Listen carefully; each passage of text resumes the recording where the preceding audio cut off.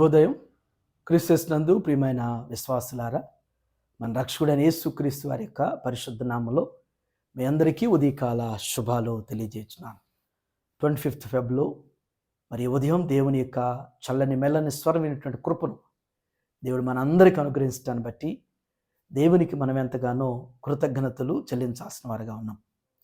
ఈ దినం మన టీఎల్సీ దిన ఆహారంలో దేవుని యొక్క వాక్యాన్ని మన జ్ఞాపకం చేసుకుందాం. ఎస్తేరు గ్రంథం 5వ అధ్యాయం 6వ వచనాన్ని చదువుకుందాం.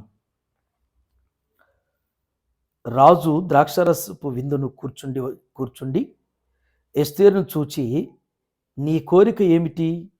అది నీకు అనుగ్రహింపబడును. నీ మనవేమిటి? అది రాజ్యములో సగం మట్టుకైనను చేయబడునని చెప్పగా. దేవుని బిడ్డలారా, ఈ వచనంలో రెండు శ్రేష్టమైనటువంటి తలంపులు ఈ ఉదయకాల సమయంలో పరిశుద్ధాత్మ దేవుడు మనకి జ్ఞాపకం చేస్తూ ఉన్నారు. మొదటి తలంపు ఏంటంటే, ఎస్తేరును చూచి నీ కోరిక ఏమిటి? అది నీకు అనుగ్రహింపబడును. దేవుని యొక్క వాక్యాన్ని ఎప్పుడు కూడా చాలా స్పష్టంగా చదవాలి. అది మనం చదువుతున్నప్పుడు ఆ వాక్యమైనటువంటి దేవుడే మనతో మాట్లాడతాడు. ఈ వచనాన్ని మనం గమనిస్తే దాంట్లో క్వశ్చన్ ఉంది, ఆన్సర్ ఉంది. ఆన్సర్ తగ్గట్టుగానే ఒక అంటే ఆజ్ఞాపూర్వకమైనటువంటి ఆశీర్వాదం కూడా అక్కడ జ్ఞాపకం చేయబడుతుంది. ఎస్తేరును చూచి, రాజు విందులో ఉన్నాడు, విందు జరుగుతూ ఉంది. అది రాకూడనటువంటి సమయం.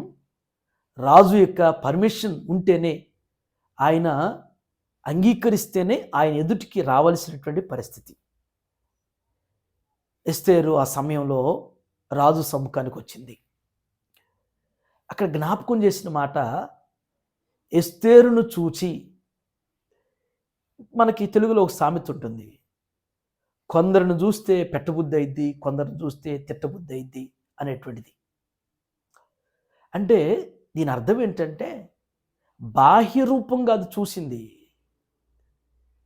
అంతరంగంలో ఉన్నటువంటి ఆ నమ్రత, ఆ విధేయత, ఆ తగ్గింపు, ఆ ముఖంలో కనబడేటువంటి అమాయకత్వం, ఆ ముఖంలో కనబడేటువంటి దయా, ఆ జాలి అనేటువంటిది, ఆ వాత్సల్యత అనేటువంటిది రాజు ఎస్తేరు ముఖంలో చూడగలుగుతూ ఉన్నాడు. ఈనాడు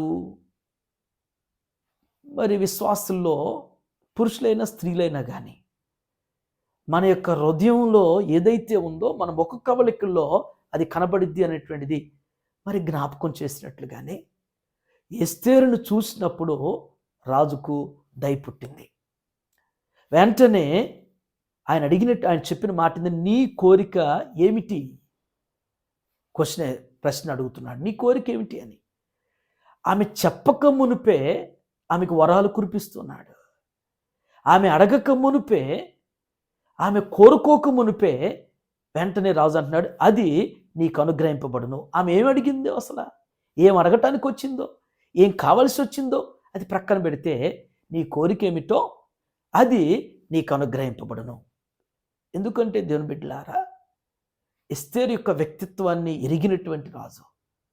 ఆమె దేని కొరకైతే అడగగలుగుతుందో, ఏది ఆశించి వచ్చింది అనేటువంటిది ఆమెను గురించి ఎరిగినటువంటి రాజు కాబట్టే ఆమె అడగక మునిపే నీ కోరిక ఏమిటో అది నీకు అనుగ్రహింపబడును అని.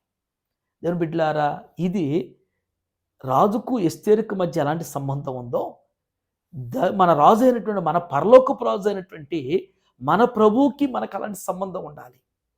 మన ప్రభు మనం చూసినప్పుడు మనం ఏదైతే మనసులో నుంచి అడగక మునిపే, మన ప్రార్థన ద్వారా అడగక మునిపే అది నీకు అనుగ్రహించబడును గాక అని చెప్పే విధంగా మనం ఈ సంబంధం కలిగి ఉండటం ఎంత దేవుడితో మనకున్నటువంటి ఆత్మీయ సంబంధమో, ఎంత ఆశీర్వాదకరమైనటువంటి సంబంధమో, ఎంత అద్భుతమైనటువంటి సంబంధమో మనం గ్రహించాల్సినటువంటిది. రెండవ తలంపు, నీ మనవేమిటో అది రాజ్యములో సగం మట్టుకైనను చేయబడును. రెండో ప్రశ్న, రెండో మాట, ఆమె అడగలేదు, ఆమె చెప్పక మునిపే నీ మనవేమిటో అది రాజ్యములో సగం మట్టుకైనను చేయబడును. ఆమె అడగక మునిపే రాజు అంటున్నాడు, ఒకవేళ నీకు కావాలి అంటే నువ్వు అడిగితే అది రాజ్యంలో సగభాగమైన నేను నీకు ఇవ్వటానికి ఏమాత్రం కూడా వెనకాడను. అంటే రాజుకి ఎస్తేరు మీద ఉన్నటువంటి గౌరవం, రాజుకు ఎస్తేరు మీద ఉన్నటువంటి మమకారం, రాజుకు ఎస్తేరు మీద ఉన్నటువంటి ప్రేమను బట్టి నీవు అడిగితే, నీవు కోరితే నీకు అది అనుగ్రహించబడుతుంది. నీకు రాజ్యంలో సగభాగమైనా కానీ నేను ఇవ్వటానికి వెనకాడను అనేటువంటిది జ్ఞాపకం చేస్తున్నాడు రాజు. ఈ ఉదయకాల సమయంలో దేవుని బిడ్డ, దేవునికి మనకి విశ్వాసికి సంబంధం ఈ విధంగా దేవుడు మనకు అడగక మునిపే మన అక్కర్లన్నీ తీరుస్తారని దేవుని వాక్యాలు జ్ఞాపకం చేయబడింది. మనం కోరుకోక మునిపే మన మనసు ఏంటో, మన హృదయం ఏంటో మన ప్రభు ఎరిగిన వారైతే మనం అడగక మునిపే మనకన్నిటిని కూడా దేవుడు సమకూరుస్తాడు. మనం అడగక మునిపే మనకన్నిటిని కూడా దేవుడు అనుగ్రహిస్తాడు. నా అవసరం ఏంటో, మీ అవసరం ఏంటో మన ప్రభువుకు తెలుసు. ఎప్పుడు ఎంత ఇవ్వాలో, ఏది ఇవ్వాలనేటువంటిది ఖచ్చితంగా అనుగ్రహించగలుగుతాడు. ఎప్పుడు అంటే మనం ఆయన మనసుకు తగిన విధంగా, ఆయన మనసుకు మనం ఇష్టమైనటువంటి రీతిగా మనం జీవించుతున్నప్పుడు, అలాంటి విధాన జీవిత శైలి కలిగినప్పుడు దేవుడు అటు రీతిగా అనుగ్రహించగలిగినవాడు. అటు కృపలో దేవుడి మాటలు మనందరి జీవితంలో దేవుడు స్థిరపరుస్తూ నెరవేర్చును గాక. ఆమేన్. ఇది మన క్వశ్చన్ ఏంటంటే, ఎస్తేరు అనే పేరుకి అర్థం ఏంటి? ఎస్తేరు అనేటువంటి పేరుకి భావం, అర్థం ఏంటో మీరు ఆన్సర్ని కామెంట్ బాక్స్లో పోస్ట్ చేయండి. ప్రార్థన చేసుకుందాం. మమ్మల్ని మిక్కిలిగా ప్రేమించిన మా ప్రియ పరలోకపు తండ్రి, మీ పరిశుద్ధ పాదాలకు వందనాలు. ఈ ఉదయం నాయన ఎస్తేరు రాజు యొక్క వారి సంభాషణలో నుంచి నాయన శ్రేష్టమైనటువంటి ఆత్మీయమైనటువంటి తలంపుల ద్వారా మాతో మీరు మాట్లాడినందుకు వందనాలు ప్రభువా. ఎస్తేరును చూసినప్పుడు నాయన రాజుకు దయపుట్టినని, ఎస్తేరు నువ్వు కోరినది నీకు అనుగ్రహించబడినని, ఎస్తేరు నువ్వు అడిగినటువంటిది రాజ్యంలో సగభాగమైన నీకు ఇవ్వగలను అనేటువంటిది రాజు జ్ఞాపకం చేసినట్లుగా నాయన, మా రాజు మీరు ప్రభువా, మా నాయకుడు మీరు ప్రభువా, మా రక్షకుడు మీరు ప్రభువా, మాకు సర్వం, మాకు సమస్తం మీరై ఉన్నారు తండ్రి. మేము కూడా ప్రభువా ఎస్తేరు కలిగినటువంటి గుణగణాలు, ఎస్తేరులో కలిగినటువంటి ఆ దేవ మాదిరికరమైనటువంటి జీవిత విధానం మేము కలిగిన తండ్రి, మమ్మల్ని చూసినప్పుడు నన్ను మీకు దయపుట్టే విధంగా మేము కూడా జీవించడం అనేటువంటిది మాకు అలాంటి దేవ చక్కటి నాయన మంచి విధానాన్ని ప్రభా, అటు మాదిరికరమైనటువంటి జీవితాన్ని మేము కలిగిన ప్రభా మీ ఎదుటి నిలిచేటువంటి వారికి సాగుటకు మీ కృపద ఇచ్చాడు. ఈ ఉదయం నాయన టీఎల్సీ ఆహారం చూస్తున్న ప్రతి బిడ్డ కూడా నాయన మీ లేఖన మర్మ సత్యాలు నాయన వారు గుర్తెరిగి ఆత్మ పరిశీలన చేసుకుని ప్రభా ఈ యొక్క మండల కాలంలో నాయన ఆ విధంగా జీవించేటువంటి ఆత్మీయమైనటువంటి అలంకరణ ప్రభా మీ ద్వారా అలంకరించబట్టుకు మీ కృపద ఇచ్చాను. ఇది నాయన బిడ్డలు చేరినటువంటి వారి పనుల్లో, ప్రయాణాల్లో, బాధ్యతలు మీరు తోడుగా ఉండండి.